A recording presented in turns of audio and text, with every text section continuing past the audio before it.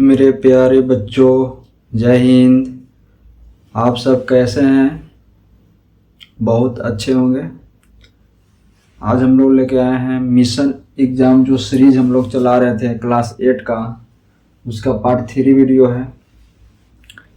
उसमें हम लोग कुछ कुछ परिभाषा और कुछ विशेष जानकारी जाने थे। प्राकृतिक संख्या, पूर्ण संख्या, पूर्णांक संख्या, सम संख्या और विषम संख्या और भाज्य संख्या और अभाज्य संख्या के बारे में जाने थे। और परिमेय संख्या के बारे में भी जान लिए थे। कुछ परिमेय संख्या के पॉइंट थे, उसको भी मैंने पार्ट 2 के वीडियो में कर दिया हूँ, तो वीडियो ज़रूर देख लीजिएगा आप लोग चैनल पर जाके। आज हम लोग पार्ट 3 में आ गए हैं और इसमें कुछ आगे हम लोग सीखेंगे। परिमेय संख्या का कुछ गुण धर्म है, उसको हम लोग कुछ समझेंगे और आगे बढ़ेंगे। समझ गए आप लोग? तो चलिए, mission exam part 3 by Surya Bihari sir.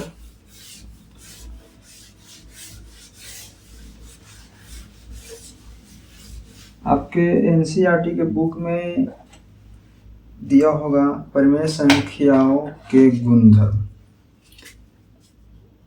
इसको पढ़ाने और सीखना इसलिए ज़रूरी है ना, क्या कि आपका जो चैप्टर है ना, वो सिर्फ इसी गुणधर्म पे आधारित है। ये गुणधर्म आपको नहीं पता है तो आप नहीं बना सकते।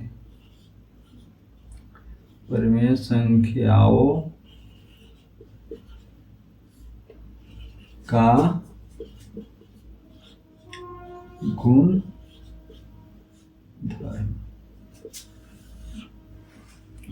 इसके बहुत सारे गुण धर्म हैं, तो सबको हम लोग एक करके बारी बारी से समझते हुए चलेंगे और सीखेंगे। ठीक है? तो सबसे पहला जो गुण है समृद्ध गुण। समृद्ध गुण, ठीक है। समृद्ध गुण के बारे में हम लोग जानेंगे। इसका इंग्लिश होता है, इंग्लिश भी लिख ही देते हैं क्या, सी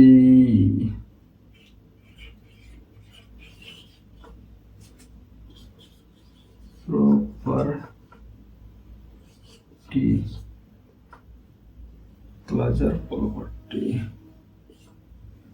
ये हो गया आपका इंग्लिश नाम। ठीक है?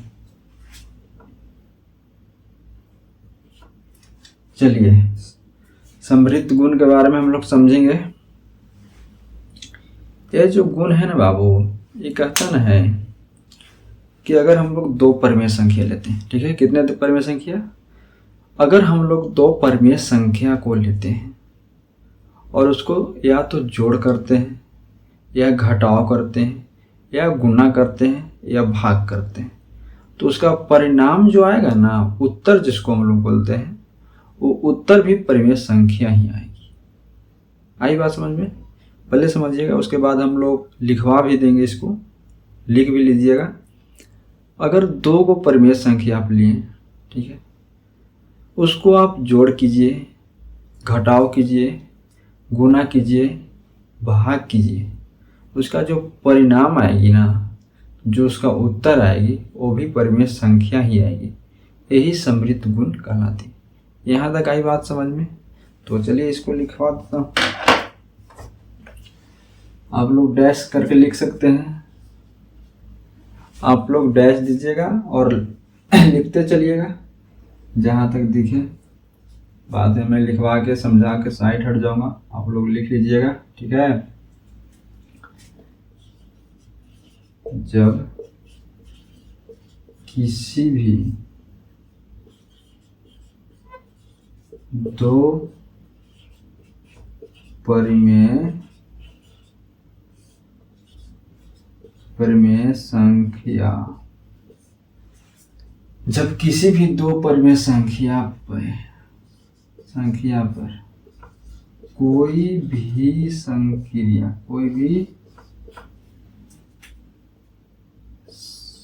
संक्रिया, कोष्ठ में इसको लिख लेना, जोड़ कोमा घटाव कोमा गुना कोमा भाग, कोष्ठ बंद कर लेना। करने पर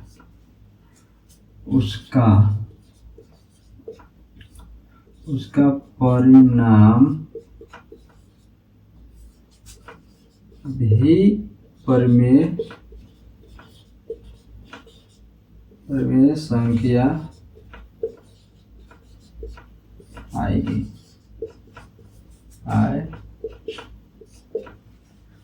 देखो यहाँ समझिएगा क्या बोलता है।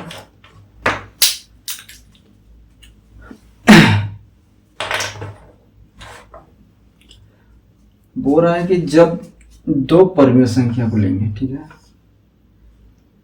अगर उसमें कोई भी संक्रिया चाहे तो जोड़ कर दीजिए या घटाव कर दीजिए या गुणा कर दीजिए या भाग कर दीजिए, कोई भी संक्रिया कीजिए, उसका जो परिणाम आएगी ना, जो उत्तर आएगी ना, वो भी परिमेय संख्या आएगी। याद आएगा बात समझ में? हम लोग अब थोड़ा समझते हैं कैसे आएगी। देखिए, अगर हम पहले सबसे पहले जोड़ के लिए अगर समझें, किसके लिए? जोड़ के लिए। अगर हम जोड़ के लिए समझें तो दो परिमेय संख्या को लेते हैं, जैसे a एक परिमेय संख्या है और दूसरा b एक परिमेय संख्या, दोनों को जोड़ दिया। ये जो मेरा उत्तर आएगा c ना, जो परिणाम मेरा c आएगी, ये भी परिमेय संख्या आएगी। देखो कैसे, मान लो कि a की जगह पे मान लो 3/4 लिया प्लस इसके जगह पे 2/3 लिया। इसको हम लोग जोड़ करते हैं, जो मेरा c आएगा ना उत्तर परिणाम, वो भी परिमेय संख्या आएगी। देखना 4 और 3 का हम लोग एलसीएम लेंगे तो 12, 4 तिहाई 12, 3 तिरिकी 9 प्लस 4 तिहाई 12, 3 चौका 2 चौका 8। यहाँ तक आई बात समझ में? अब 9 8 कितना हो जाएगा? 17, 17/12। ये भी एक क्या है? परिमेय संख्या है। तो हम क्या लिखें? अगर a एक परिमेय संख्या है, b एक परिमेय संख्या है, तो c भी क्या आएगा? परिमेय संख्या आएगा। देखो a की जगह पर हम लोग 3/4 को लिए, b की जगह पर 2/3 को लिए, और जो मेरा उत्तर आया, परिणाम आया, वो भी क्या आ गया? परिमेय संख्या आ गया। तो जोड़ के लिए समझ में आ गया, किसी भी प्रकार की दिक्कत। अब हम लोग आते हैं घटाव के लिए। अगर हम लोग घटाव के लिए देखें, हम लोग देखें तो एक a लिए परिमेय संख्या और माइनस किए b से परिमेय संख्या, जो मेरा c आएगा ये भी परिमेय संख्या आएगा। देखना, जैसे मान लो 7/5 ले लो, माइनस कर दो 2/8 से, ठीक है। अब इसको हम लोग एलसीएम लेके घटा देते हैं। देखना 8 और 5 का एलसीएम आप लोग लीजिएगा ना, तो 40 आ जाएगा, ठीक है। अब इससे इसमें भागा देते हैं। आप लोग को भिन्न वाला घटाओ तो आता ही होगा, भागा देते हैं तो 8/40, फिर इसको गुना करते हैं, 8 होते 56 माइनस 5 बार में कटेगा, 5 दूना 10। अगर हम लोग 56 से 10 घटाएंगे तो कितना आ जाएगा बच्चों? 46, 46/40। ये भी क्या है? परिमेय संख्या। तो जो मैं a का मान लिया 7/5, b का मान लिया 2/8, और जो मेरा c आया कितना आया? 46, मतलब 46/40। ये भी क्या है? परिमेय संख्या। तो a भी परिमेय संख्या, a भी परिमेय संख्या, a भी परिमेय संख्या। तो यही तो बोला, कोई भी दो परिमेय संख्या लीजिए, उसको जोड़ कीजिए, घटाव कीजिए, गुना कीजिए, भाग कीजिए, आपका आंसर क्या आएगा? वो भी परिमेय संख्या आएगी। अब हम लोग घटाव देख लिए, गुना भी देख ही लेते हैं। अगर हम लोग गुना को देखते हैं, गुना का समृद्धि गुण देखते हैं, तो एक और लिए परिमेय संख्या, दूसरा b लिए, और जो मेरा c आएगा वो भी परिमेय संख्या आना चाहिए। a की जगह पर मैं क्या ले लूँ? मान लो 2/3 ले लिया। b की जगह पर क्या ले लूँ? 5/5 कितना ले लूँ? 5/7 ले लूँ। अब गुना करो, गुना में क्या होता है? गुना तो आप लोग किए होंगे ना, हाँ? अब इसको गुना कीजिएगा ना, तो देखो गुना जो कीजिएगा, जो सी का मान आएगा वो भी एक परिमेय संख्या आएगी ना। अब हम लोग देख लेते हैं, 5 गुना 10, 7 21, ये जो है ये भी क्या है, एक परिमेय संख्या है, एक परिमेय संख्या है। तो हमारा नियम क्या बोला, कोई भी संक्रिया कीजिए, जोड़ घटाव गुना भाग कीजिए, उसका जो परिणाम आएगा मतलब उत्तर आएगा वो भी एक परिमेय संख्या आएगी। अगर इस तरह से हम लोग भाग भी देखते हैं, भाग का समृद्ध गुण, अगर हम लोग a को डिवाइड करते हैं b से, तो c आएगा, वो भी क्या आएगा, एक परिमेय संख्या आएगा। मान लो a का हम लोग ले लेते हैं 4/3 भागा b को ले लेते हैं 2/6। तो हम लोग भागा में क्या करते हैं, इस वाला जो पार्ट है इसको सेम रहने देते हैं, भाग को हम लोग क्या करते हैं, गुना में चेंज कर देते हैं, नीचे वाला ऊपर और ऊपर वाला नीचे, मतलब हर वाला अंश में, अंश वाला हर में। अब कर जाएगा 3 दूना 6 और 2 दूना 4, अब कितना आ गया 4/1। ये भी क्या है, एक परिमेय संख्या है। तो इस तरह से आप लोग समझ गए कि अगर दो संख्या मतलब दो परिमेय संख्या लिया जाए तो उसको जोड़ कीजिए या गुना कीजिए या भाग कीजिए, उसका उत्तर क्या आएगा, परिमेय संख्या ही आएगी। तो चलिए इतना उतारिए, इसके बाद हम समझाते हैं आपको।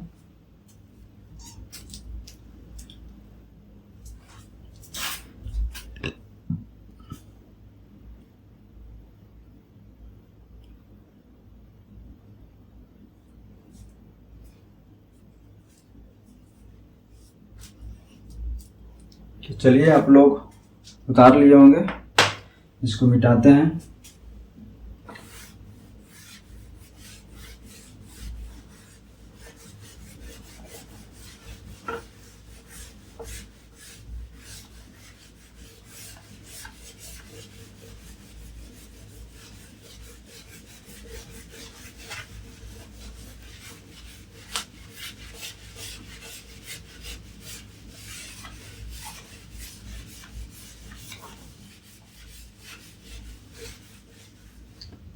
चलिए आप समृद्ध गुण को समझ लिए। अब अगला आता है क्रम विनिमय गुण।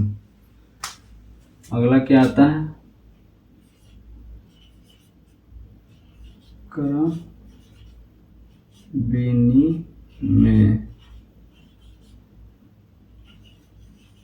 क्रम विनिमय गुण, ठीक है। इसका इंग्लिश होता है CO, कम्युलेटिव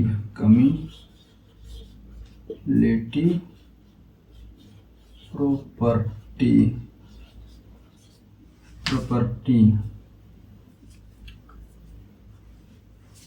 ये मेरा इंग्लिश हो गया इसका, ठीक है। तो चलिए इसको हम लोग समझ लेते हैं।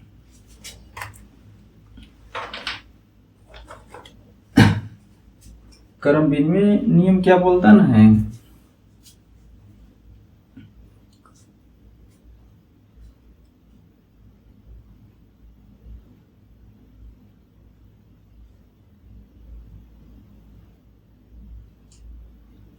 क्रम विनिमय क्या बोलता ना, क्रम विनिमय गुण, जब दो संख्या आप लीजिए, ठीक है, अगर दो संख्या को आप क्रम बदल दीजिए मतलब स्थान बदल दीजिए, कोई यहाँ पे है उसको स्थान यहाँ कर दीजिए और जो यहाँ पे है उसको स्थान यहाँ कर दीजिए, कुछ भी कीजिए, इसका उत्तर बदलने वाले नहीं, उसी को क्रम विनिमय नियम कहते हैं। देखिए आप लोग लिख लीजिएगा, जब दो संख्या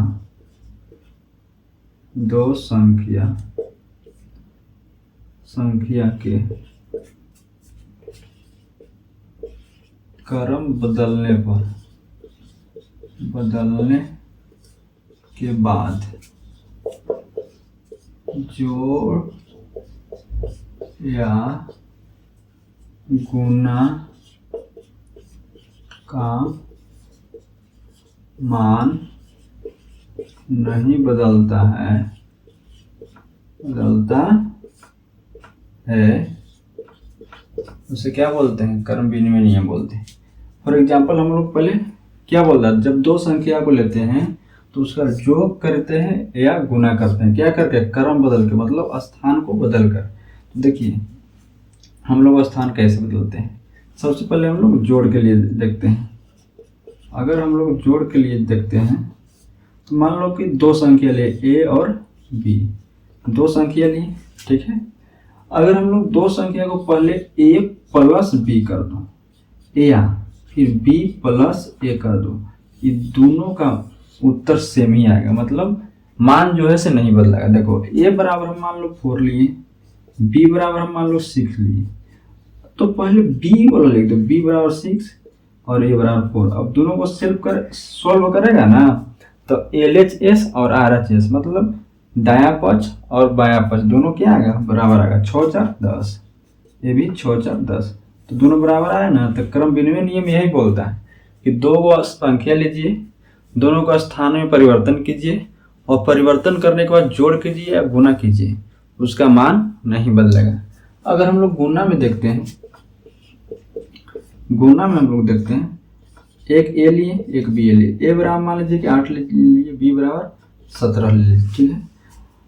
हम लोग गुना करते हैं, ए गुने बी कीजिए या बी गुने ए कीजिए। ए की जगह पर हम लोग क्या बैठाएंगे 8, बी की जगह पर 17, बीच में गुना, यहाँ पे बी की जगह पर 17, ए की जगह पर 8। अब दोनों को गुना कीजिए ना, दोनों का मान सेम आएगा, 8 तो 56 और 8 8 5 13, ये भी गुना कीजिएगा था गुना, ठीक है ना। 8 7 56 की 6 8 5 13, ठीक है, 136 136, तो दोनों का मान सेम आया ना।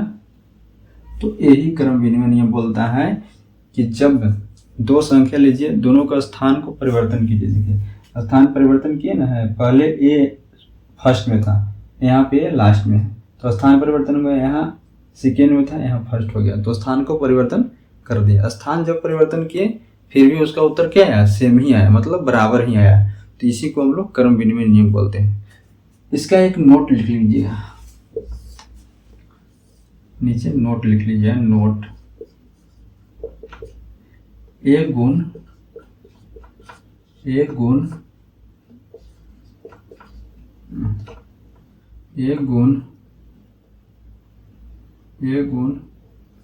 घटाव और भाग में काम नहीं करता है।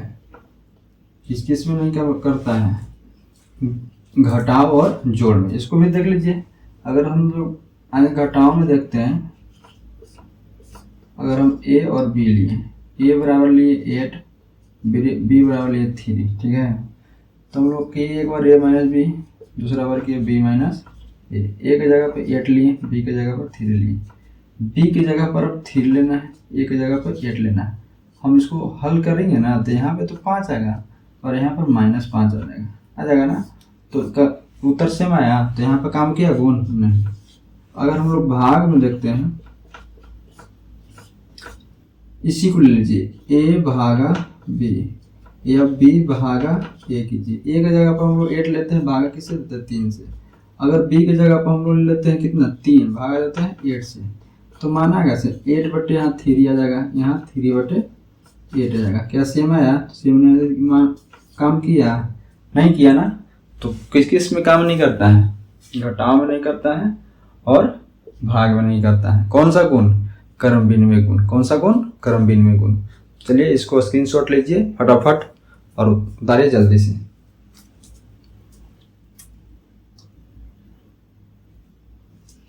चलिए आप लोग उतार लिए होंगे, इसको मिटाते हैं। क्रम विनिमय गुण समझ गए आप लोग।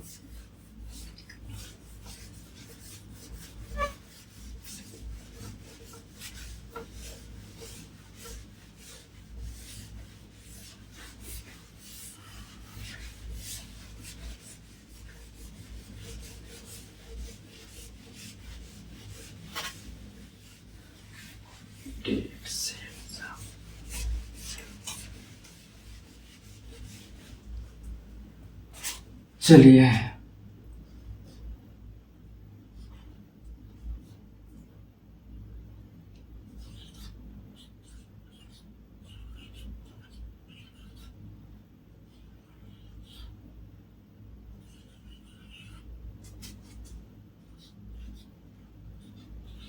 परिमेय संख्या हेडिंग डाल देता हूँ। ठीक है, यहाँ पर क्लास लिख सकते हैं। चलिए, अध्याय कितना है? 1। अध्याय 1। अब लोग कर्म विनिमय गुण समझ गए। अब अगला गुण क्या है? साहचर्य गुण। क्या है? चलिए हम लोग अगला गुण समझते हैं, साहचर्य। साहचर्य, साहचर्य गुण। देखिए साहचर्य गुण क्या कहता है।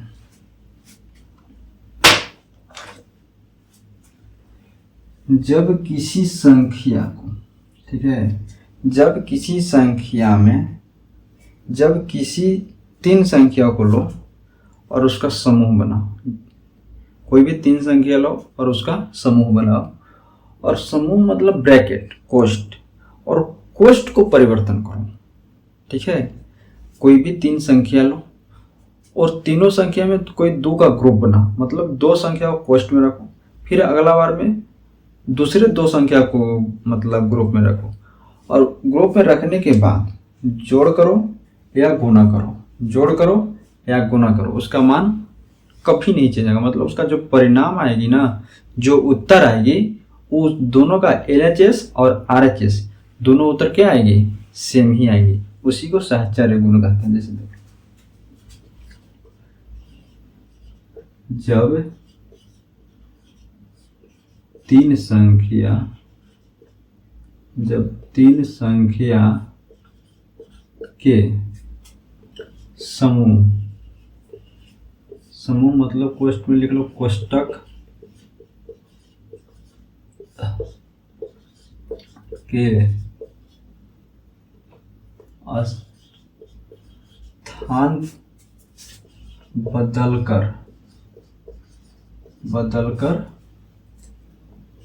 जोड़ या गुना का मान नहीं बदलता है, बदलता है। अब देखो कैसे नहीं बदलता है, इसको देखते हैं हम लोग। पहले हम लोग जोड़ के लिए देखते हैं। किसके लिए? 3 वो संख्या लेना है, A B C। ठीक है, A बराबर हम लोग लेते हैं कितना? 5, B बराबर मान लो 3 लेते हैं, C बराबर 7 लेते हैं। ठीक है, और तीनों संख्या का समूह बनाते हैं। सबसे पहले तो समूह देखो, अगर A plus B plus C करते हैं, ठीक है, A और B को कोष्ठ में रखते हैं, C को बाहर रखते हैं। A और प्लस B को कोष्ठ में रखें और C को बाहर रखें। अगर हम राइट साइड आते, लेफ्ट साइड आते हैं, मतलब बराबर के बाद, तो हम लोग A को बाहर रखेंगे और क्या करेंगे ना, B प्लस C को कोष्ठ के अंदर रखेंगे। अब यहाँ पे मान में देखो स्थान परिवर्तन होना, जो समूह था ना, क्या बोल रहा है? समूह के स्थान बदलकर जोड़ या गुना का मान, जोड़ या गुना का मान नहीं बदलता है। देखो A के जगह पर हम लोग 5 रखते हैं, B के जगह पर 3 रखते हैं, प्लस C के जगह पर 7 बराबर, A के जगह पर कितना रखना है बाबू? 5 प्लस B के जगह पर 3 प्लस C की जगह पे 7। अब इसको हल करो। कोष्ठ का क्रिया होता है, ये तो पता है ना। सबसे पहले हम लोग कोष्ठ का क्रिया करेंगे, तो पंक्तियाँ ये सॉरी जोड़ना है जी। 5 3 8 प्लस 7, 5 प्लस 7 3 10, 8 7 15, 10 5 15। दोनों का मान बदला हो, दोनों का मान समान है ना, मतलब उत्तर परिणाम। तो ये कौन सा नियम हुआ? साहचर्य गुण हुआ। अब हम लोग गुना में आ जाते हैं। अगर गुना का हम लोग साहचर्य गुण देखेंगे, तो इसको अभी क्या करना है? 3 को अंक लेना है, A B C। इसको हम लोग A गुने B को कोष्ठ में रखेंगे पहले, और C को बाहर रखेंगे, फिर A को बाहर रखेंगे, B गुने C को अंदर रखेंगे। अब यहाँ पे मान बैठाएंगे। मान लो कि A बराबर ले लिए 8, B बराबर ले लिए 7, सी बराबर ले लें 9। ठीक है, अब हम लोग यहाँ मान बिठाकर गुना करेंगे। LHS और RHS दोनों सेम आएगा। देखना 8 गुने 7 कोष्ठ बंद गुने 9 बराबर 8 को रखना है गुने कोष्ठ के अंदर क्या आएगा, बी मतलब 7 गुने सी आएगा मतलब 9। सबसे पहले कोष्ठ का काम हम लोग कर लेंगे। 8 सते 56 गुने 9। 8 तो बाहर है, इसको कुछ छेड़छाड़ न करना है। 8 9 72। अब हम लोग गुना करेंगे 56 में 9 से। ठीक है, 9 9 छक 54 की 4, 9 से 45 और 5 50। ठीक है, यहाँ गुना करेंगे तो गुना गलती हो गया जी। देखो तो 8 दूना ए बराबर 8 था ना जी। 8 दूना 16 की 6, 8 से 56 157 576 आ रहा है। इसको गुना करो तो सी बराबर 9 है, ए बराबर 8, बी बराबर 7। 8 सत्ते 56, 56 में 9 से गुना करेंगे तो 9 बचे 45, 9 छक 54 की 4, 9 बचे 45 5 50। ठीक है, यहाँ पे गुना गलती हुआ का जी। यहाँ पे देखते हैं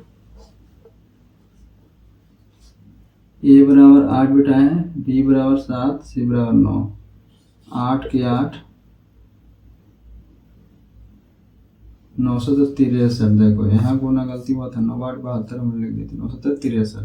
अभी गुना करेंगे ना 8 की 24, 8 छक 48 और 2 गुना हो गया 50, 504 504 आया। तो दोनों का आंसर सेम आया ना, तो गुना का ही सहचर्य नहीं हुआ। गुना का इसको लिख सकते हैं, गुना का सहचर आई जोड़ का सहचर। चलिए यहाँ तक आप लोग नोट कीजिए।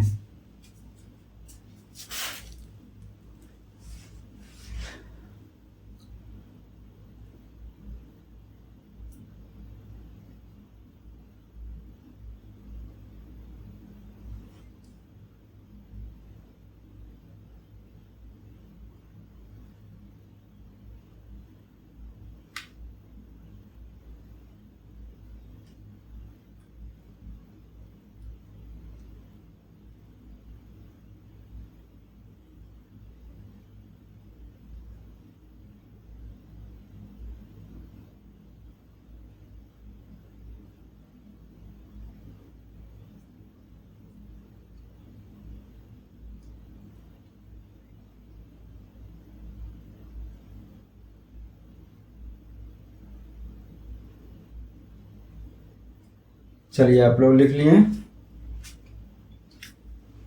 और इसका भी एक नोट हो जाएगा जी। नोट में आप लोग लिख सकते हैं इसका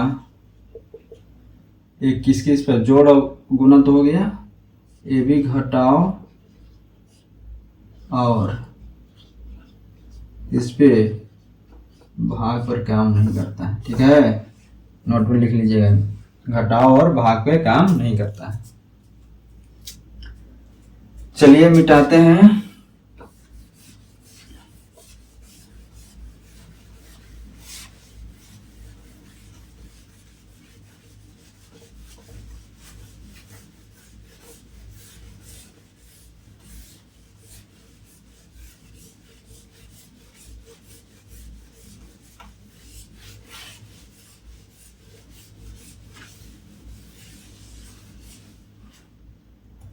चलिए अब आता है योज्य प्रतिलोम।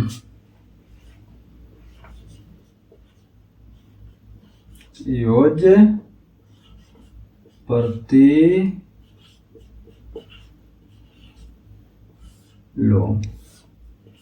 चलिए इसको समझेंगे हम लोग।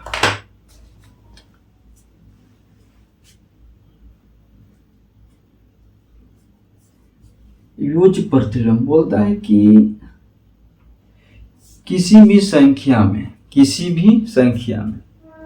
ऐसा संख्या जोड़ा जाए कि उसका परिणाम मतलब उसका उत्तर सुना जाए। जब किसी संख्या में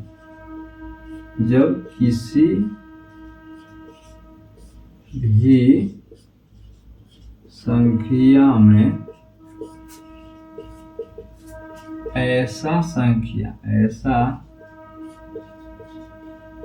संख्या जोड़ा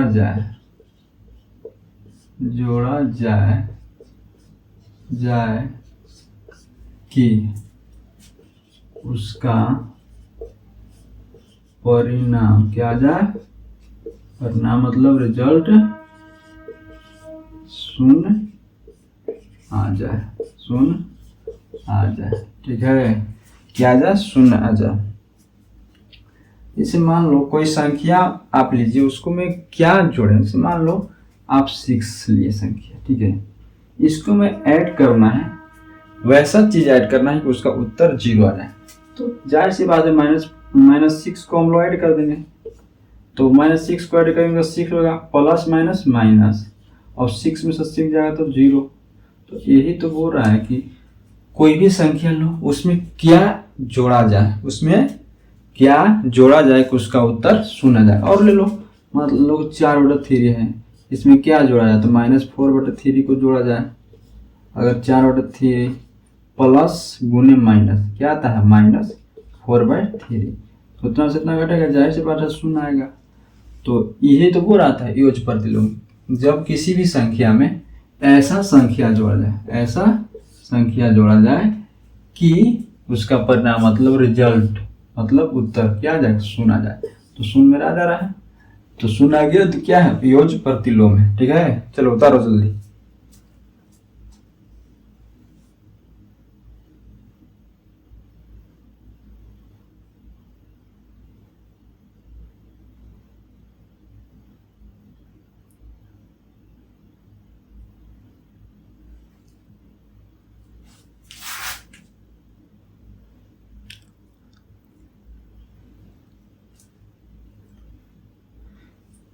चलिए यहाँ तक हो गया, आगे देखिए।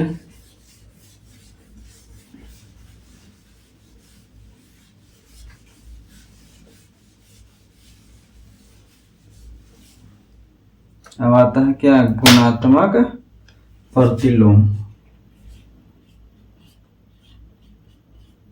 गुणात्मक प्रतिलोम।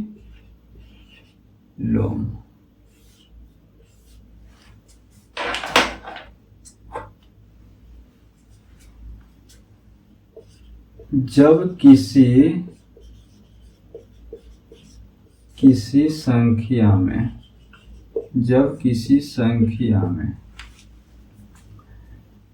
गुणा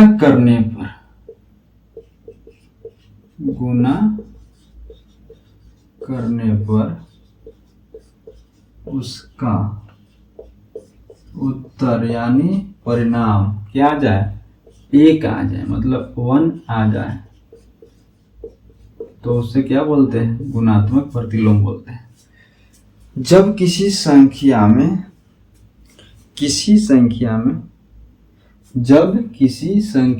गुणा कर किसी संख्या से वैसे संख्या से, जब किसी संख्या में जिस संख्या से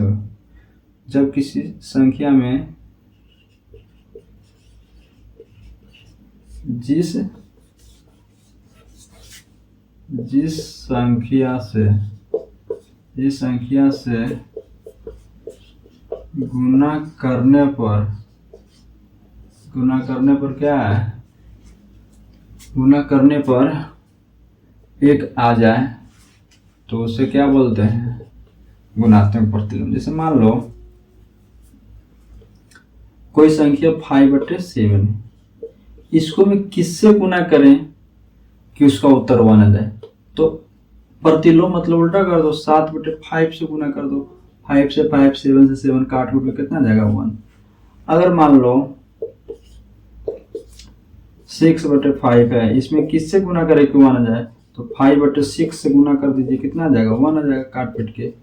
तो यही तो बोल रहा है, जब किसी संख्या में जिस संख्या से गुना करने पर उसका उत्तर मतलब 1 आए तो उसको कौन सा बोलते हैं, गुणात्मक प्रतिलोम बोलते हैं। चलिए यहाँ तक उतारिए।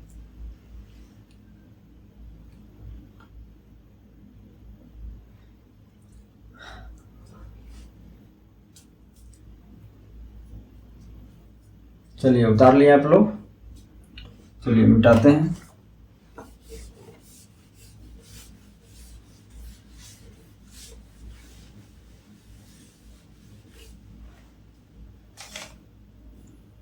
चलिए गुणात्मक पर एक शून्य का गुणात्मक गुण होता है, शून्य का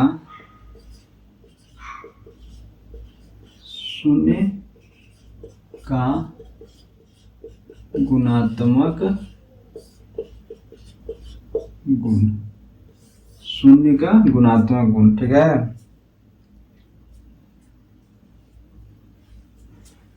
ये बोलते हैं ना कि जब किसी संख्या को, जैसे कोई संख्या है उसको 0 से गुना करेंगे उसका उत्तर 0 मिलेगा ना, तो क्या होगा, शून्य का गुणात्मक गुण। तो आसान है, कोई भी संख्या में वैसे भी हम लोग 0 से अगर गुना करते हैं तो उसका उत्तर क्या आता है, 0 ही आता है ना। तो यही चीजें कौन बोल रहा था, शून्य का गुणात्मक गुण, यही बोल रहा था। तो यहाँ तक समझ में आ गया। अगला पॉइंट है, रेड पेन के अगला पॉइंट था गुणात्मक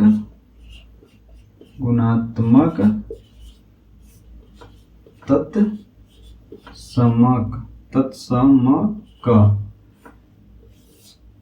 ये देखिएगा, ये बोलता है वैसी संख्या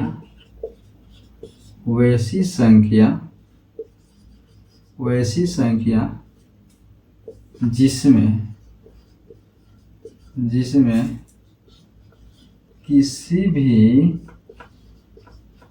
किसी भी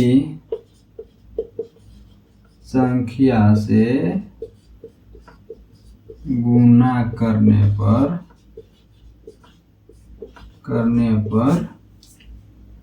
उसका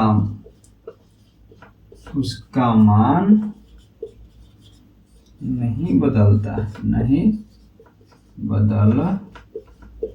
है, तो उसे क्या बोलते हैं, गुणात्मक तत्समक। अब देखो, वैसी संख्या जिसमें किसी भी संख्या से गुना करो, तो ऐसे कौन है, 1 है। 1 में किसी भी संख्या से गुना करो उसका मान नहीं बदलेगा। 1 में 4/3 से करो, 4/3 आएगा। तो 1 क्या हो गया, गुणात्मक तत्समक हो गया। 1 क्या हो गया, गुणात्मक तत्समक। बोलेगा कि 4/3 का गुणात्मक तत्समक क्या है, तो 1 है। 6 का गुणात्मक तत्समक तो 1 है। मतलब वैसी संख्या जिसमें किसी भी संख्या से गुना कर लो उसका उत्तर बदलने वाले नहीं है। तो यहाँ तक आप लोग को समझ में आ गया होगा। आप लोग उतार लीजिए, और आशा करता हूँ कि आप लोग को समझ में आया होगा। और अपने दोस्तों को पास वीडियो को शेयर करिएगा ताकि वो भी सीख सके, और हो सके तो चैनल को क्या बोलते हैं उसको, सब्सक्राइब भी करवा दीजिएगा, ताकि जब भी वीडियो बना के हम डालें तो आपके पास पहुंच जाए। और इसके बाद मैं अगले वीडियो में लेकर आऊँगा प्रश्नावली 1.1 का जितने भी मैथ होगा उसको हल करूँगा, और उसके बाद अगला चैप्टर शुरू करूँगा। ठीक है, तो आज के लिए जय हिंद,